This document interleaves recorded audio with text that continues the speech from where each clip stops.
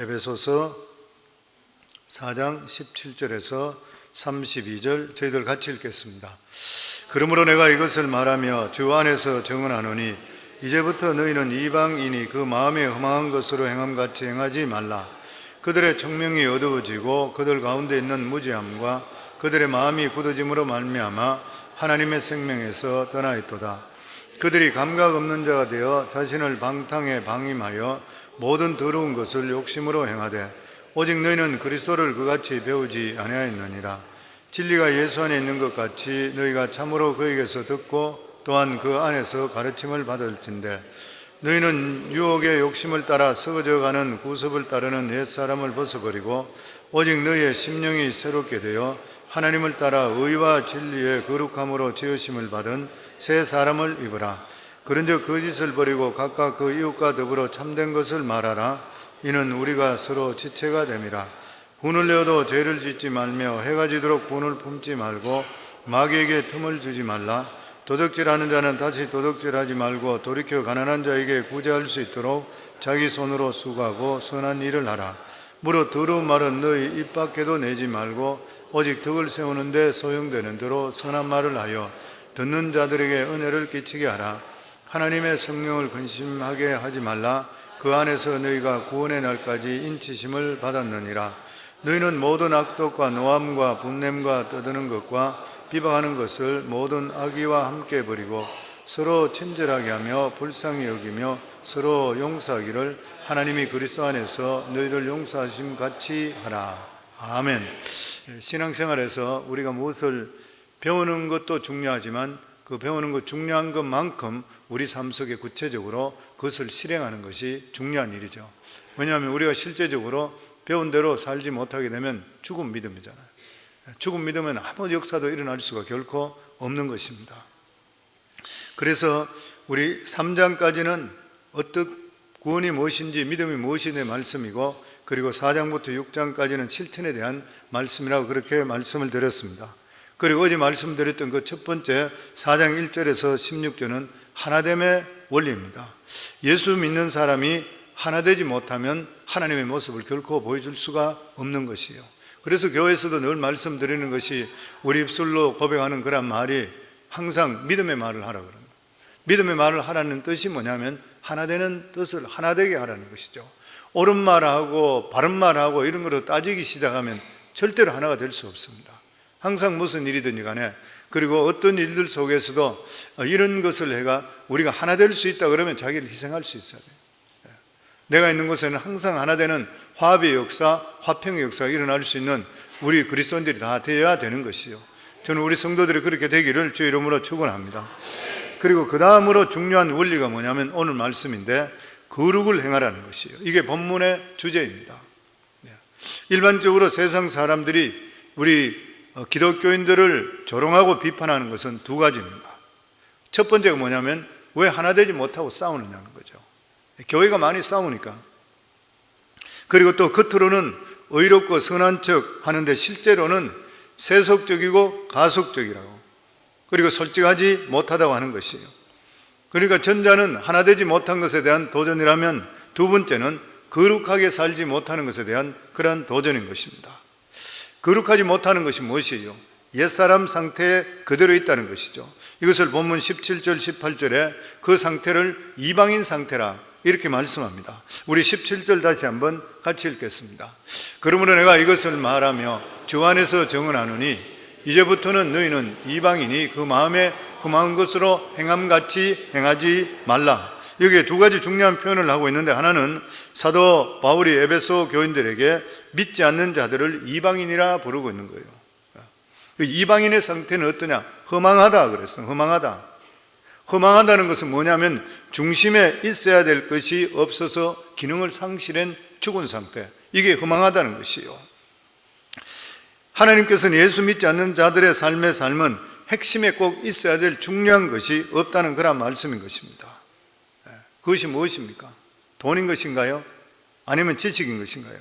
하나님께서는 예수 믿지 않는 사람 속에 가장 중요한 것이 빠진 다 엉터리 인생이라는 것이에요. 결과적으로 멸망당하는 짐승과 똑같은 그런 삶을 살기 때문인 것이에요. 그래서 우리가 처음에 하나님께서 우리를 예수 믿게 하신 후에 우리 생활의 삶 속에서 우리가 어떻게 근본적으로 변화되는 것이 우리가 생각할 때 없던 차가 갑자기 생기고 없던 집이 갑자기 생기고 이런 것을 말하고 있는 것이 아니죠. 왜냐하면 이런 모든 것들은 겉에 보이는 인생의 껍질과 똑같은 것이죠. 그런데 우리 인생에 반드시 채워야 될 내용이 있습니다. 이것이 없으면 아무리 잘 살고 그리고 아무리 멋있어 보인다 하더라도 엉터리 인생이라는 것이요. 우리가 하나님 모를 때 인생의 목표가 무엇인 것입니까? 누구보다도 빨리 출세하고 싶은 거예요. 누구보다 빨리 잘 살고 싶은 것이에요. 그러나 출세의 꼭대기까지 올라갔을 때 느끼는 것이 무엇이에요? 허무인 것이에요. 허무인 것입니다. 그래서 그렇게 재벌이나 잘 사는 사람도 나중에 자살하고 이런 이유가 허무인 것이죠. 어떤 사람들은 열심히 성적 욕망을 추구합니다. 바람도 피우고 온갖 짓을 다 하는 것이에요. 처음에는 행복에 죽을 것 같아요. 그런데 세월이 지난 후에 돌아보면 다 부질없는 것이라. 남는 것이 없어요. 껍질만 남아 있는 것이에요. 어떤 사람은 죽으라고 공부를 했는 것이에요. 그래서 아주 성취를 많이 하고 성공을 했습니다. 나중에 보니까 자기가 모르는 것이 너무 알고 있다 하는 것도 다 부질없다는 것이에요. 부질없는 것이에요. 일찍이 솔로몬은 이것을 알았습니다. 그래서 전도서 1장 2절에 보면 전도자가 이르되 헛되고 헛되며 헛되고 헛되니 모든 것이 헛되도다. 전도서 1장 14절에 보면 내가 해 아래 행하는 모든 일을 보았노라 보라 모두 다 헛되어 바람을 잡으려는 것이라다. 여기 헛되다는 것은 무엇인가 있는 줄 알았었는데 가보니까 아무것도 없더라는 거예요. 가장 대표적인 사례가 사막의 싱그류입니다. 우리 인간의 인생은 겉으로 보기는 무엇인가 대단한 것 같은데 그것을 파고 들어가 보니까 아무것도 없다는 것이에요. 그 이유가 무엇 때문인 것입니까? 하나님이 없는 인간의 마음은 황무지기 때문에 그런 것이에요. 멀리서 보면 굉장히 웅장한 것 같고 대단한 것 같은데 막상 가보게 되니까 쓸데없이 버려진 그러한 땅이라고 하는 것이에요. 예전에 박근혜 대통령이 최순실이죠. 그 사건 터져서 문제가 됐을 때 그런 말을 했던 게 기억나요. 이러려고 내가 대통령 했나. 노무현 대통령 같은 사람은 대통령 못 해먹겠다. 모든 사람들이 머리 터져라고 되고 싶어 했는데 실제적으로 올라가 보니까 자기들이 느끼는 게 내가 왜 이러려고 대통령 됐나? 아니면 대통령 못 해보겠다. 그리고 인생을 참 비참하게 끝을 맺어버렸던 거예요. 솔로몬은 인간이 하나님을 만나기 전에는 세상적으로 아무리 성공하고 사람에게 인정을 받고 그리고 권력을 누린다 하더라도 가장 채워지지 않는 두 가지, 하나는 허무인 것이고 그리고 다른 하나는 권태입니다. 우리 인간의 삶 속에 해결하지 못하는 이러한 문제들, 바로 허무와 권태인 것이, 이것이 우리 살아가는 인간 삶 속에 가진 것이 많은 자들, 이런 것들 속에 더 많이 오는 것이 뭐냐면 허무와 권태라 그러죠. 허무는 인생을 사는 목적을 알 수 없는 거예요. 살아가는 삶에 목적이 없는 것이요. 내가 왜 살아야 되는지 이유를 알 수 없는 것이요. 권태는 사는 것이 지겨운 것이요. 그래서 모든 인생은 죽기까지 시간 때우는 그런 것밖에 되지 않는다, 그렇게 이야기해요. 보면 나중에 사람들이 늙어서 할 일이 없으면 하루를 빨리 지나가는 것이 그렇게 고마울 수가 없다 그래요. 그 이유가 뭐냐면은 삶이 지겹고 권태롭기 때문인 것이요. 우리 예수 믿는 사람은 그렇지 않죠. 예수 믿으면 새벽 기도부터 시작하면 얼마나 바쁜지 몰라. 나이가 들면 들수록 더 바빠지는 거예요.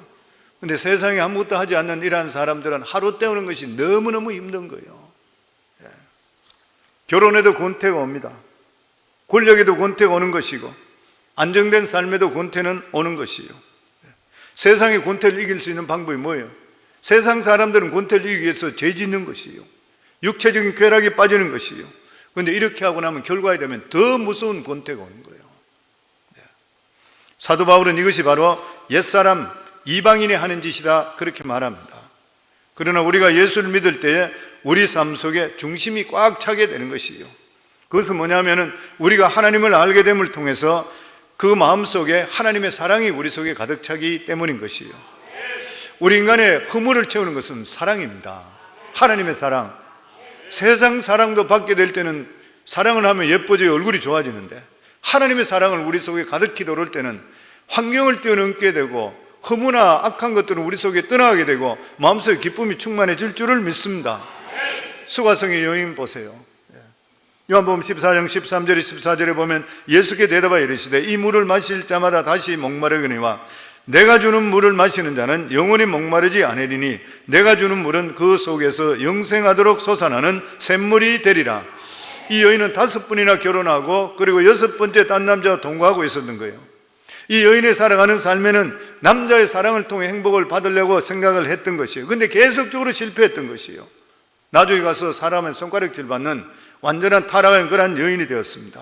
그런데 예수 그리스도를 만남을 통해서 하나님의 사랑을 받는 순간에 지금까지 추구했던 모든 세상 것들은 정말 허무한 것이고 하나님의 사랑에 채워질 때에 인생의 모든 갈증이 충족되는 역사가 이 여인에게 임하게 되었던 것이에요. 예수님 만남을 통해 이 여인은 자기 자신을 되찾게 되었다고 하는 것입니다. 사도 바울은 하나님을 믿지 않는 자들의 치명적인 문제를 오늘 본문을 통해 정확하게 지적하고 있습니다. 아까 읽었던 18절 말씀에 보면 그들의 총명이 어두워지고 그들 가운데 있는 무지함과 그들의 마음이 굳어짐으로 말미암아 하나님의 생명에서 떠나 있도다. 하나님을 믿지 않는 자들 치명적인 문제가 뭐냐면 첫 번째가 총명이 어두워졌다. 총명이 어두워졌다. 판단력이 흐려졌다는 거예요. 이해력이 없어지고 하나님의 진리와 계시를 구별하지를 못하는 것이에요.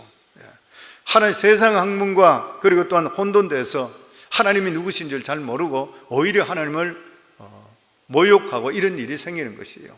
왜 그러냐? 총명이 어두워졌기 때문인 것이라.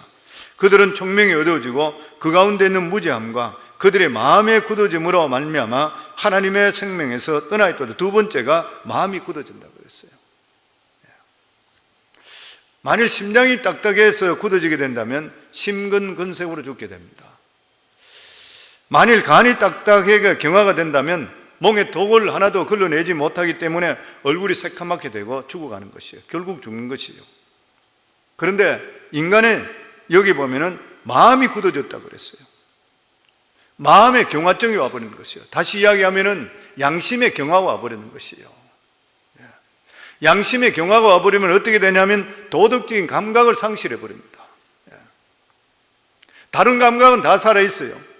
이성을 보면 좋아하는 그런 감정, 기분이 좋으면 행복을 느끼는 그런 감정, 누가 이야기하면 기분 나쁘면 기분 나쁜 감정, 뭐 온갖 것들 다 가지고 있어요. 그런데 영적 감각이 굳어져 버리는 것이에요. 영적 경화가 일어나는 것입니다. 그 중에 가장 심각한 것이 뭐냐면 죄의 수치심이 없어지는 것이에요. 사람은 죄를 지으면 수치심을 느껴야 됩니다. 죄를 지으면 수치심을 느끼는 게 당연한 일인 것이에요. 그런데 죄에 대해서 뻔뻔해서 수치심을 느끼지 못하는 것, 바로 마음이 경화가 일어났기 때문인 것이에요. 그래서 사람은 죄를 지으면 지을수록 우리 속에 마음이 점점점 굳어가기 때문인 것입니다. 그리고 이런 사람들은 남의 행복에 대해서는 전혀 관심을 갖지를 않는 것이에요. 이기적이 되는 것이고 자기의 유익만 취하게 되는 것이에요. 자기의 행복을 위해서 남은 질발보다 상관없다 이렇게 생각하는 것이에요. 이 세상에 이것보다 더 무서운 것은 없는 것입니다. 그러면서 여기 말씀에 보면 그들의 마음이 굳어짐으로 말미암아 하나님의 생명에서 떠나 있도다. 하나님의 생명에서 이탈됐다. 하나님과의 분리는 우리 인간이 겪는 가장 비참한 그런 것이에요. 왜냐하면 이것이 바로 죄이기 때문인 것입니다. 우리 인간 속에 죄가 들어오면 하나님과 우리 관계는 분리되게 되어 있는 것입니다. 그런데 예수를 믿지 않는 사람은 왜 자신이 이렇게 비참하고 자기 영혼이 갈급한지를 모르는 것이에요. 그래서 허무감이 오게 오는지, 자기 마음속에 왜 이런 권태가 오는지 이런 걸 모르는 것이에요. 그것을 세상적인 방법으로 해결하려고 하지만 모든 것이 다 헛수고일 뿐인 것입니다. 예수 믿는 사람도 마찬가지로 하나님과 나 관계 사이에서 분명치 않는 사람은 이름만 그리스도인인 것이지 실제적으로 세상 사람과 다를 바가 없는 것이에요. 무엇을 믿는지도 모르는 것이에요. 적당히 교회에 정만 올려놓게 되는 것은 된다고 생각하는 것이에요. 이것은 마치 어떤 분은 그런 표현을 했어요. 교회에서 그냥 정만 올려놓고 적당히 다니는 그러한 사람은 하나님과 단절된 삶, 마치 탯줄이 끊긴 아이와 똑같다 그랬어요. 하나님이 주시는 영적인 그러한 은혜가 계속 공급되어야 되는 이게 끊기는 그러한 상태라고 하는 것이에요. 비록 구원받은 그러한 성도라 한다 하더라도 하나님과 교제가 계속되지 않게 되면 교회 아무리 열심히 다닌다 하더라도 매일매일 삶 속에 하나님의 주시는 이 살아있는 말씀과 부딪히는 그러한 경험이 얻게 된다면 이런 상황에 빠질 수밖에 없다고 사도 바울은 18절에 말하고 있습니다. 그들의 총명이 어두워지고 그들 가운데 있는 무지함과 그들의 마음이 굳어짐으로 말미암아 하나님의 생명에서 떠나있도다. 우리들도 성도는 믿음적으로 계속적으로 내가 와서 예배드리고 또 말씀 보고 계속 얘기하지 않으면은 내 삶이 어느 순간에 마음이 굳어져 버려요. 그래서 삶에 감이 없어집니다. 이게 옳은 일인지 나쁜 일인지, 그리고 내가 하고 있는 게 하나님 기뻐하는지 아닌지 감이 전부 없어지기 시작하는 거예요. 똑같은 현상이 이루어지게 되는 것이요. 그리고 이렇게 되면 19절에 자신을 방탕함에 방임하고 모든 더러운 것을 욕심으로 행하게 된다 그랬습니다. 19절 같이 읽습니다. 그들이 감각 없는 자가 되어 자신을 방탕함에 방임하여 모든 더러운 것을 욕심으로 행하되, 이 말씀은 타락한 사람들의 모습을 아주 적나라하게 보여주는 거예요. 어떤 모습인 것이요? 그들은 감각 없는 자, 감각이 마비됐다는 것이에요. 감각이 마비되면은 자기가 가고 있는 길이 바른 길인지 아닌지를 모르는 것이요. 마치 술을 마시다 보면 술이 자기를 마시는지 내가 술을 마시는지 모르는 것과 똑같은 것이요. 죄도 마찬가지인 것입니다. 죄를 알면서도 죄에서 빠져나오질 못해. 살인이 나쁜지를 알면서도, 간음이 나쁜지를 알면서도 자꾸만 빠지는 것이요. 내 자신의 의지로서 그것을 뛰쳐나가지를 못하는 것이요. 카지노 다니고 빠찡거하고 노름하고 나쁜 짓 하고 이런 사람들 몰라서 그래요? 알아요. 근데 못 빠져나가. 자기 의지로 되지 않는 것이요. 왜 그래요? 마비돼요. 점점 자기가 마비되는 것이요. 교회 다니면서도 세상의 죄악과 풍토에 마비된 그런 사람들도 있습니다.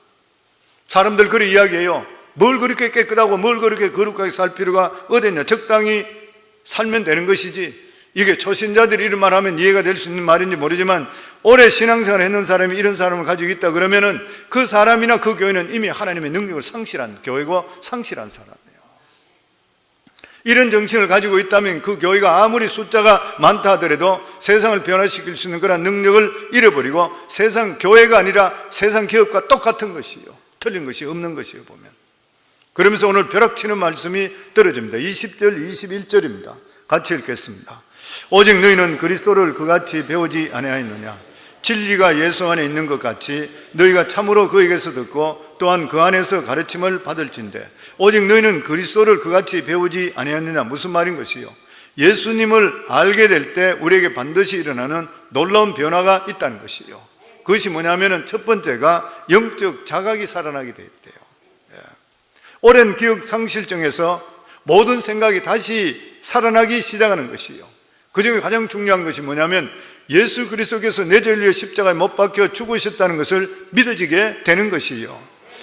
2000년 전에 예수님께 죽은 것이 나와 무슨 상관이 있냐 했던 내가 예수를 믿었던 그 순간이 내 눈앞에 다시 일어나는 역사가 임하게 되어 있는 것이요. 우리가 성도님 믿음 쪽에서 나태하고 해이하게 신앙생활을 하게 되면 내가 정말 예수님이 날 위해 십자가에 못 박혀 죽으신 나 자체까지도 감이 없어집니다. 내가 구원받은 나 이것까지도 내 삶 속에 없어지는 것이에요. 하나님이 살아계시냐 이것까지도 감이 없어지는 것이에요. 그런데 영적 감각이 살아남을 통해 내가 먼저 구원을 다시 한 번 더 회복의 역사가 임하면서 하나님께서 나를 사랑하셔서 예수님을 주시고 십자가에 못 박혀 죽으신 값이 나를 사랑하셨구나, 그 믿음이 살아나기 시작하고 첫사랑이 살아나기 시작하면서 영적으로 다시 회복되기 시작하면서 믿음이 더하고 옛날로 다시 돌아가는 역사가 임하게 되어 있는 것이에요. 그래 되면 어떻게 돼요? 하나님이 내 아버지라는 것이 믿어지게 됩니다. 아멘. 이제는 하나님이 싫어지지 않고 하나님의 심판이 무섭지 않고 미래가 두렵지 않게 되는 것이요. 왜냐하면 하나님께서 내 아버지 되는데 미래가 왜 두렵겠습니까? 심판이 왜 두렵겠는 것이요. 모든 것들이 새로워 보이기 시작하는 것이에요 보면. 그리고 셋째가 굳었던 마음이 살아나게 돼요. 죄에 대해서 수치심이 살아나요. 내가 이러면 안 되지, 내가 왜 이렇게 살아야 되나, 내가 잘못 살았구나 깨닫게 되는 것이요. 사랑의 감정이 다시 살아나기 시작합니다. 나 자신도 소중하지만 다른 사람도 소중하게, 다른 사람 행복도 소중하게 그렇게 생각하게 되는 일이 내게 일어나게 되는, 이게는 굳었던 마음이 다시 살아나기 때문에 그래요. 그리고 넷째로는 기쁜 감정이 살아나게 됐습니다. 전에는 물질이 있어야지, 뭐가 잘 돼야지 기뻤는데 이제는 성령께서 내 마음속에 임하게 되니까 그저 하나님 때문에 기뻐지기 시작하는 거예요. 아멘. 그리고 하나님 말씀을 받을 때 그 말씀이 깨닫아질 때 내 마음속에 기쁨이 넘치는 것이요. 그리고 마지막으로 보면 거룩한 열정이 살아나게 되는 것이요. 옛날에는 신앙생활 그냥 차거나 미지거나 했는데 내 마음속에 뜨거운 열정이 솟아나기를 시작하는 것이요. 이러한 열정이 솟아나게 될 때는 어떤 어려움도 너끈히 이길 수 있는 그런 능력이 우리 속에 임하게 되어 있는 것이요. 아멘. 그러므로 참된 그리스도인이 되려면 오늘 또 새 23절 24절에 보면 옛사람을 버리고 새사람을 입으라 그랬습니다. 우리 23절 24절 같이 읽습니다. 오직 너희의 심령이 새롭게 되어 하나님을 따라 의와 진리의 거룩함으로 지으심을 받은 새 사람을 입으라. 우리 그리스도인들은 이미 예수 그리스도로 말미암아 이전 것은 지나갔으니 보라 새롭게 되었다 그래요. 새 사람이 되었는 것이요. 새 사람이 되었다는 것은 발전적으로 점점 된다는 뜻이 아니라 근본적으로 변화가 일어났다는 거예요. 우리가 예수 믿음을 통해 요한복음 2장에 보면 가나의 혼인잔치에서 포도주가 떨어졌을 때 나쁜 포도주가 좋은 포도주로 바뀌는 것이 아니라 완전히 물에서 포도주로 바뀌어버렸습니다. 그 말이 뭐예요? 근본적으로 변화가 일어났다는 거죠. 우리가 예수 믿음을 통해 근본적으로 변화의 역사가 임하게 됩니다. 그 가장 근본적인 변화가 뭐예요? 바라보는 관점이 바뀌게 돼 있어요. 옛날에 좋았던 것이 정말 내가 믿음이 들어오면 흥미가 없어지는 것이요. 가치관이 바뀌는 것이요. 예전에는 교회가 아무리 멀더라도 내 집만 좋으면 된다 이렇게 생각했는데 교회 중심적으로 오고 싶은 마음이 드는 것이요. 예전에는 주일에라도 장사해서 돈 많이 벌면 좋겠다 생각했는데 이제는 돈이 중요한 것이 아니라 내 영혼을 적시는 하나님 말씀이 훨씬 더 중요한 것이요. 여러분, 근본적으로 변화되지 않으면 조금만 지나면 사탄의 유혹으로 인해서 옛사람으로 돌아갑니다. 그렇기 때문에 우리 삶 속에 근본이 변화되어야 되는 것이요. 이게 바로 새 사람으로 변화되는 것이요. 저는 우리 성광교회 성도님들은 그냥 교회 와서 좋은 말씀 들으러 오는 그런 성도가 되지 않고 예수 그리스도를 만나서 내 영혼이 근본적으로 거듭나 변화되는 하나님의 기쁨이 되는 거룩한 삶을 살기를 주 이름으로 축원합니다. 아멘. 그리고 25절에 32절까지는 새 사람을 입어야 하는 구체적인 그리스도인의 거룩한 삶의 5가지 원리를 말씀하고 있습니다. 우리 25절 같이 읽겠습니다. 그런즉 거짓을 버리고 각각 그 이웃과 더불어 참된 것을 말하라. 이는 우리가 서로 지체가 됩니다. 무슨 말이에요? 거짓을 버리고 진실하라는 거예요.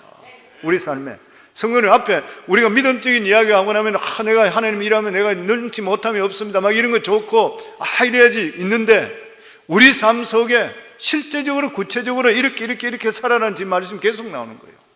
이렇게 살아라는 말씀대로 살지 못하게 될 때는 믿음을 가지고 있다 하더라도 우리 삶에 하나님의 능력은 임할 수가 없는 거예요. 사탄은 거짓말자리고 그리고 또한 참소자이고 기만한 자입니다. 인류의 조상이 아담과 하와의 거짓말함을 통해 선악과를 따먹고 죄가 들음을 통해 하나님과 분리시켜 버렸습니다. 그 사탄은 뭐냐? 거짓말장이고 참소자다. 그 우리는 이 세상에 살면서 어떻든 간에 거짓말하든 뭘 하든 간에 내가 돈 잘 벌고 내가 잘 살고 내가 출세하고 이러면 된다 이렇게 생각합니다. 오늘날 정치계부터 해서 사회 전반적으로 보면 거짓말하는 사람이 얼마나 많아요. 저는 미국이 참 좋은 이유 중에 하나가 미국에는 보면 잘못했다 그러면 용서가 되는 것 같아요. 거짓말 이런 것을 거짓말을 했다가 하면 잡혀가고 저는 회계사로 오래 했었기 때문에 그 세무감사 관계로 감사들하고 그 회계 국세청에 올라가서 감사받을 때 항상 느꼈던 게 그거였습니다. 감사들을 이야기할 때도 이건 우리가 잘못했습니다. 이거는 속이려고 했는 거 아닌데 어떻게 속이게 됐습니다. 미안합니다. 내가 이거는 다시는 이런 일 없겠습니다. 그러면 감사가 세금만 먹이지 그냥 넘어가요. 케이스를 클로즈 시키는 거 봐요. 여기는 보면 진실함인 것 같으면 받아주는 것 같아요. 우리 삶 속에 하나님의 사람들은 새로워지는 것이 무엇이에요? 정직히 돌아가요. 우리 삶이 정직해야 되는 것이에요. 우리 믿는 사람이라 이야기하면 정직과 진실입니다. 아멘. 자신이 불리하다 한다 하더라도 그 약속을 지키고 옳고 그름을 분명히 밝힐 수 있는 것. 그래서 그리스도인의 변화된 성격 중에 가장 중요한 것이 정직이요. 저 사람이 믿음이 있나? 아무리 그 사람이 믿음이 있어 보인다 하더라도 이야기를 듣고 하나님의 행동 끝에 정직하지 못하면 그 사람 믿음 있는 사람 아닌 것이에요. 그 사람 사탄에 쌓여있고 사탄에 잡혀있는 것이에요. 보면 그만큼 중요한 것이요. 세상에 적당히 걸치고 사는 이러한 사람들은 이런 말 들으면 정직하고 진실하고 하면 싫어해요. 그렇지만 들어야 되는 것이고 우리가 받아들여야 되고, 그리고 우리 영혼이 변화될 때에 우리 삶 속에 변화 역사가 임하게 되어 있는 것이에요. 그리고 두 번째로 보면은 분을 품지 말라 그랬어요. 해가 지도록 분을 품지 말라. 26절 27절입니다. 분을 내어도 죄를 짓지 말며 해가 지도록 분을 품지 말고 마귀에게 틈을 주지 말라. 아멘. 우리가 예수를 믿어도 분노하든지 화에 대해서는 자유롭지 못합니다. 그런데 성경 말씀에 분노하고 화내는 것은 옛사람의 모습이라고 그랬어요. 예수 믿기 전에 이방인의 모습이라 그렇게 이야기합니다. 우리가 예수를 말미암아 새 사람이 되었다면 성격도 바뀌도록 부단히 노력해야 되는 거예요. 이런 말이 있습니다. 어떤 부부가 결혼해서 서로 의탁해서 사는데 그런 말 한대요. 삶은 의탁해도 성격은 의탁 안 한다고 그러는데, 그 삶은 의탁해서 사는데 성격은 안 변한다는 것이에요. 부부가 살아도 성격은 의탁하기가 어렵습니다. 그러나 예수님을 주로 따르게 된다면 우리가 예수님께 모든 것을 의탁하잖아요. 왜냐하면 예수님이 우리 주인 되시기 때문인 것이에요. 우리가 성령 받고 은혜 받은 것을 제일 잘 쏟아버리는 방법이 뭐냐면은 화내는 일입니다. 화내는 것이죠. 야고보서 1장 20절에 보면 사람이 성내는 것이 하나님의 의를 이루지 못하는 것이라. 분노를 오래 가지는 것도 마찬가지인 것입니다. 지금 성경이 말씀하고 있는 것은 일반적인 분노를 말하는 것이 아니라 거룩한 분노예요. 예수님이 요한복음 2장에 보면 성전에 장사하는 사람들에게 분노를 터뜨렸습니다. 거룩한 분노인 것이죠. 합법적인 분노인 것이요. 정의감이 불타는 그런 분노입니다. 그런데 우리 살다 보면 실제적으로 억울한 일을 당하고 정직한 자가 부당한 일을 당하게 될 때 분노가 일어나는 것이에요. 그런데 성경에 이러한 거룩한 분노라 하더라도 하루를 넘기지 말라는 것이에요. 아무리 정의롭고 의로운 분노를 한다 하더라도 그것이 계속되면 죄가 되는 거예요. 왜냐하면 분노 자체는 그 동기가 아무리 의롭다 하더라도 계속적으로 그것이 진행될 때는 분노 자체가 그 사람의 인격을 파괴시키고 죄를 짓게 만들기 때문인 거예요. 부부 싸움도 마찬가지잖아요. 속사정이 다 있어요. 그러나 하루를 넘겨서 안 돼요. 아무리 의로운 분노를 하더라도 사람이 분노를 지배하는 것이 아니라 분노가 사람을 지배해서는 안 되는 것입니다. 그리고 세 번째로 28절 말씀입니다. 같이 읽겠습니다. 도둑질한 자는 다시 도둑질하지 말고 돌이켜 가난한 자에게 구제할 수 있도록 자기 손으로 수고하고 선한 일을 하라. 제 손으로 수고하고 선한 일을 하라. 남을 도울 때 남의 것으로 하지 말고 자기 것으로 하라. 남을 도와줄 때 남의 것까지 생색내지 말라. 자기 것을 내놓지 않고 남의 것 잘 쓰기 좋아하는 사람, 그런 이야기인 것이죠. 그리고 네 번째로 우리 29절입니다. 같이 읽습니다. 무릇 더러운 말은 너 입 밖에도 내지 말고 오직 덕을 세우는데 소용되는 대로 선한 말을 하여 듣는 자들에게 은혜를 끼치게 하라. 무슨 말이에요? 선한 말을 해서 은혜를 끼치는 삶을 살아라. 사람은 하루가 지나기 전에 자기가 쏟아냈던 말에 대해서 대부분 후회한다 합니다. 내가 그 말 안 했으면 좋았었는데 내가 왜 그 말을 했던가. 근데 이미 지나가 버린, 이미 쏟아버린 물인 것이에요. 담을 수도 없고 고민하는 것이에요. 말이 많으면 실수가 많습니다. 잠언 20장 19절에 보면 두루다니며 환담하는 자는 남의 비밀을 누설하느니 입술을 벌린 자를 사귀지 말라. 말 많은 사람 사귀지 말래요. 그 입술을 벌린다 그러니까 꼭 말이 많다는 것보다 이게 무슨 뜻이 있는지 없는지 모르고 그냥 습관적으로 막 이야기하는 사람 있잖아요. 이런 사람 사귀지 말라는 것이에요. 옆에 잘못하다 보면 유탄 맞는다는 거예요. 야고보 3장 2절에 보면 우리가 다 실수가 많으니 만일 말에 실수가 없는 자면 곧 온전한 사람이라 능히 온몸도 굴레 세우리라. 말에 실수 없는 사람은 아무도 없죠. 그럼에도 불구하고 말에 실수를 줄이라는 것이에요. 성도들끼리 쓸데없는 말 하지 말아야 돼요. 남의 말, 이 말, 저 말 옮기지 말아요. 좋은 말은 옮기고 가십된 말은 절대로 옮기지 마세요. 믿음의 사람은 그러셔야 됩니다. 좋은 말은 옮겨서 그 사람을 립드시켜줘야 되고, 그 사람에 대해 안 좋은 말들을 옮기는 것은 내 마음속에 사탄의 영이 역사하는 거예요. 만약 옆에 주위에 있는 분이 딴 사람이 안 좋은 것을 누가 이야기해 줄 때는 그 사람 경계하셔야 돼요. 항상 경계하셔야 돼요. 왜냐하면 그 사람 내 말도 또 딴 사람을 또 옮길 사람인 것이요. 그리고 교회 안에서는 짙은 농담은 삼가해야 됩니다. 그리고 가능하면 교회 안에서 안에 성도들끼리 모이면은 세상적인 화제는 삼가하는 것이 좋습니다. 그래서 우리 목장 모임 이런 데 정치 이야기 하지 말라 그러잖아요. 좌파 우파 그러고 하면 문제가 보통 큰 게 아니잖아요. 교회 안에서도 하지 말아야 돼요. 사람마다 생각이 다 틀려요. 우리는 오직 예수 그리스도 중심으로 사셔야 돼요. 그러면 좌파 우파 없어져 버리는 것이에요. 아멘. 선한 말을 하라 그랬으니까 칭찬을 하되 비판하지 말아야 돼요. 성격이든지 처지든지 약점이든지 이런 거 이야기하면 안 돼요. 내가 좀 먹고 살 게 있다 해서 못 사는 사람들은 손가락질하면 안 돼요. 외모를 보고 이야기도 안 되고 옷차림 보고 이야기도 안 되고 이런 말 해서는 절대 안 되는 것이에요. 보면 교회 모임에서는 오직 예수님만 생각하고 성경 이야기하고 믿음 이야기하는데 노력할 수가 있어야 되는 것이요. 간증할 수 있기를 바랍니다. 사랑의 말을 할 수 있기를 바랍니다. 이야기할 때마다 하나님 이야기하기 바랍니다. 아멘. 만약 그렇게 못하겠거든 입 다무셔야 돼요. 그냥 침묵하시면 돼.